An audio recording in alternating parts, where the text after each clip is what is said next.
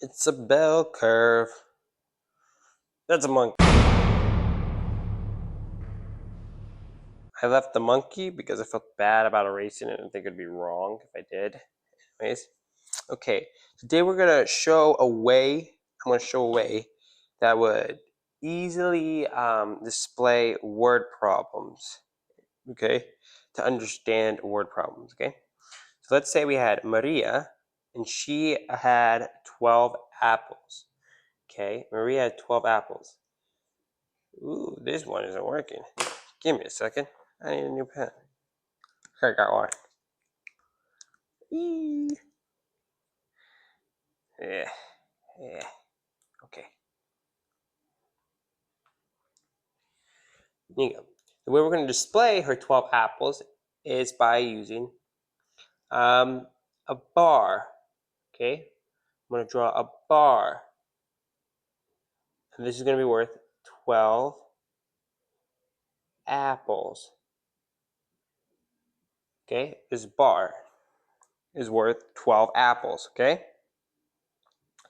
Now, let's say she sells 5 apples. Okay. Then I'll say that this part, I'll shade in this part that I think is about 5 apples. And I'll say this part is 5 apples. She no longer has all these apples.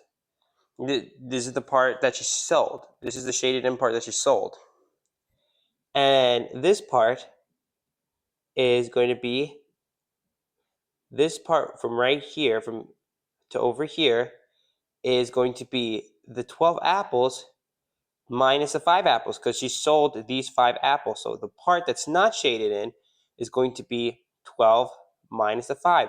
And if we do 12 minus 5, you just get, I believe it's just 7. 7. And this non-shaded in area is 7. 7 apples. Okay?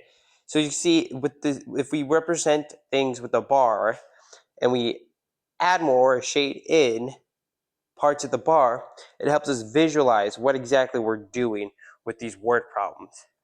Okay, another example of a subtraction word problem using the bar would be if, let's say, Daniel had 25 bikes, let's say, yeah, why not? 25 bikes. This bar is going to represent 25 bikes. Okay? 25 bikes. Okay, so we have a bar that represents 25 bikes. Okay? And let's say someone came and stole 12 of those bikes. Okay? So we shade in a part that's 12 of those bikes.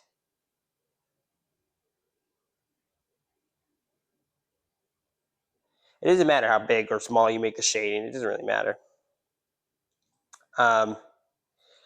You shade in a part of the bar that represents those 12 bikes that were stolen. And you write down 12 bikes. Okay?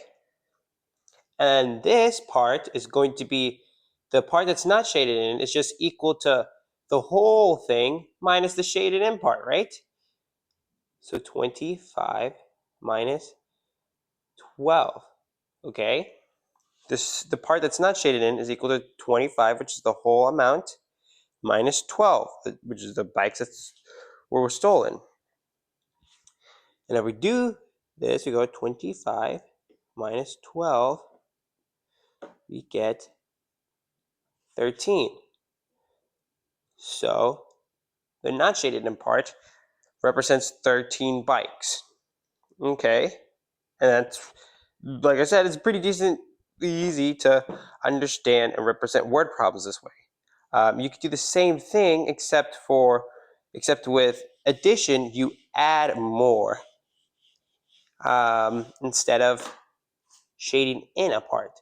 For example, if Maria had 10 apples. 10 apples.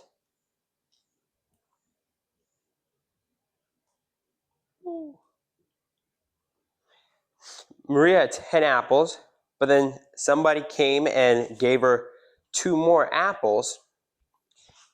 2 more apples, we could say, you could add it, it doesn't matter. This is the amount, this is going to represent the amount of apples that were given, this part right here, we could shade it in 2, and 2 apples. Oh, that is not an apple. Okay. Then we'll say, okay, well now, how much does she have? Well, she has the 10 apple portion and then the 2 apple portion. So you just put the portion together to get the whole amount, the whole portion, which is just 12. And that's it. That's how you do it. You just add more whenever you're doing with addition. So yeah, at home, go through some one-step word problems and try to use a bar to help you visualize. Or it could be a number line. Number lines work too. To help you visualize the word problems. And stay in school.